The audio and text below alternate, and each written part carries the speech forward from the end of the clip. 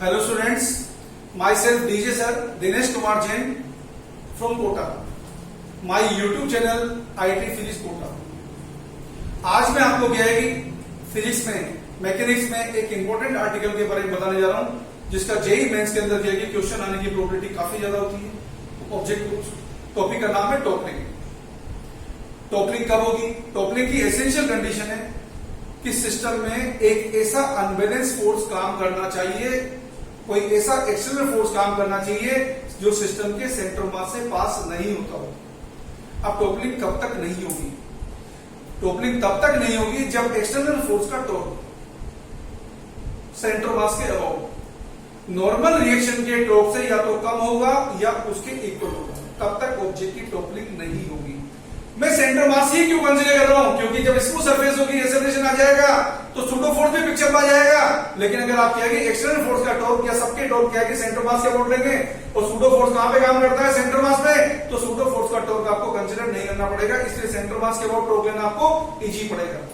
तो देखते हैं अपन टॉपलिंग को कैसे बचाएंगे। ये सरफेस सपोज सफिशिएंट रफ है और यहाँ पे अपने फोर्स लगा F। ये क्यूबिकल ऑब्जेक्ट है जिसकी क्या है कि मान लो सर यहाँ पे लेंथ L है और इसकी हाइट भी यहाँ पे L है। अब आपको पूछा कि मैक्सिमम कितना फोर्स लगा है कि यहाँ पे क्या है कि टॉपलिंग नहीं होगी। तो देखो अगर टॉपलिंग नहीं होगी तो एक्सटर्नल फोर्स का टॉर्क सेंटर मास के अबाउट नॉर्मल रिएक्शन की क्या है कि टॉर्क से तो कम होना चाहिए, इक्वल होना चाहिए। अब आप देखिए यदि ये क्या है कि ऑब्जेक्ट अगर ये क्या है कि ऑब्जेक्ट क्या है कि सरफेस अगर सफिशिएंट रफ है तो यहाँ पे स्लिपिंग नहीं होगी और स्लिपिंग नहीं होगी तो यहाँ पे क्या है कि नेट फोर्स 0 होना चाहिए। तो फ्रिक्शन कितना काम करना चाहिए? फ्रिक्शन उतना काम करना चाहिए जितना यहाँ पे एक्सटर्नल फोर्स लगा है। तो हमारी क्या है कि equation F minus F equal to 0 होगी, तो ट्रांसलेशन मोशन की इक्वेशन होगी। तो हमारा फ्रिक्शनल फोर्स कितना आ गया? अप्लाइड फोर्स के इक्वल आ गया। एक इक्वेशन आपकी ये होगी। अब वर्टिकल डायरेक्शन की अगर आप इक्वेशन देखेंगे, इसका वेट लगा हुआ है, ये नॉर्मल रिएक्शन है। अगर वर्टिकल इक्वेशन देखेंगे तो n minus mg equal to 0, तो n कितना मिल गया आपको? mg। अब आपको क्या है कि हॉरिजॉन्टल आपने इक्वेशन देख लिया, आपने वर्टिकल इक्वेशन देख लिया, लेकिन अगर आप क्या है कि सेंटर मास के अबाउट देखेंगे तो सेंटर मास के अबाउट देखेंगे तो क्या मिल रहा है आपको? देखो इस फोर्स का टॉर्क आएगा क्लॉकवाइज, इस फ्रिक्शन का भी टॉर्क आएगा। तो यहां तो टॉर्क जनरेट हो गया, तो टॉर्क जनरेट हो गया तो क्या है कि ये तो क्या है कि टॉपल हो जाएगा। लेकिन क्या है कि जितना मतलब कहीं ना कहीं कुछ गड़बड़ी है, उस गड़बड़ी को क्या है कि कैसे सोल्व करेंगे? टॉपलिंग को क्या है कि बचाने के लिए नॉर्मल डायरेक्शन यहां से शिफ्ट होगी। और कब तक शिफ्ट होगी और कहां शिफ्ट होगी?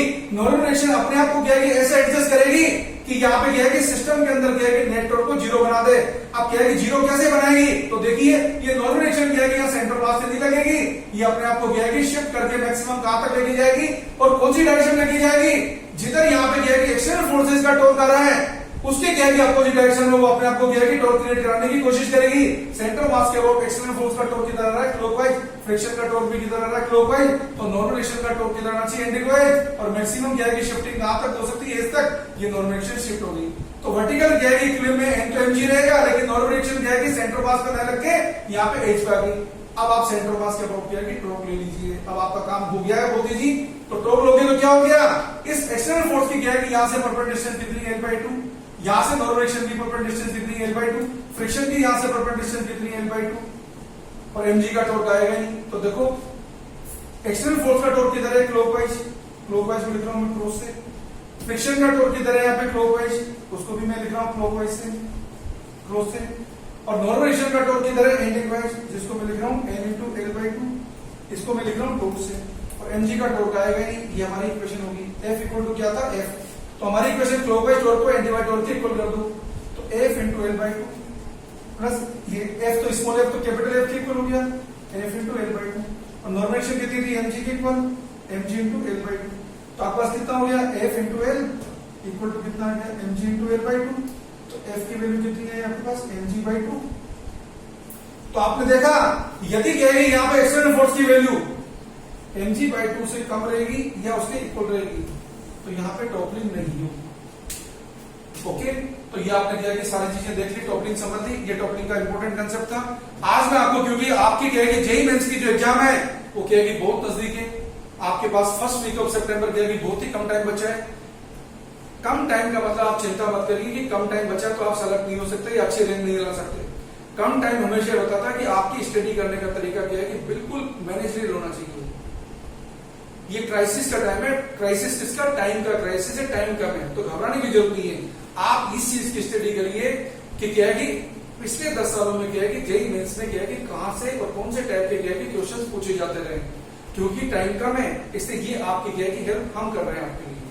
हमने यहाँ पे क्या है कि एक आपके लिए एक बनाया है जिसका नाम है मेडिट्रेक।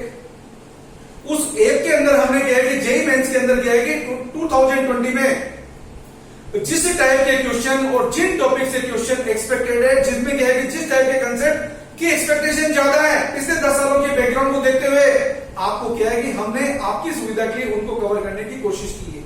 सारे कंसेप्चुअल बैकग्राउंड के साथ चीजें आपको वहां पे मिलेगी। इसलिए आप क्या है कि गूगल प्ले स्टोर से क्या है कि मेडिट्रेक ऐप क्या है कि फ्री डाउनलोड करिए और क्या है कि आज से क्या है कि कम टाइम के अंदर उसको पढ़ना शुरू करिए, क्योंकि मेरा 22 इयर्स का रिच टीचिंग एक्सपीरियंस जब आपकी स्टडीज के अंदर मिलेगा तो आपकी क्या है ये 1 महीने की 15 दिन की जो स्टडी है 15 into 20 करो तो कितना का होगा? 300 दिन हो गया आपके पास। समझ में आई बात? तो 300 डेज आपको मिलेंगे, क्योंकि आपकी स्टडीज मल्टीप्लाई हो जाएगी। तो क्या है कि डियर स्टूडेंट, घबराने की जरूरत नहीं है। आप क्या है कि इंस्टेंटली क्या है कि मेडिट्रेक ऐप डाउनलोड करिए और वहां से क्या है कि जो कंटेंट, जो कंसेप्चुअल बैकग्राउंड, जो क्या है कि क्वेश्चन, जिस टाइप के क्या है कि डिस्कशन, जिस टाइप के कंसेप्ट आपको बता रखे हैं, आप उसको फॉलो करिए। उम्मीद रखिए आपके सेलेक्ट होने की क्या है कि प्रोबेबिलिटी कई गुना बढ़ जाएगी।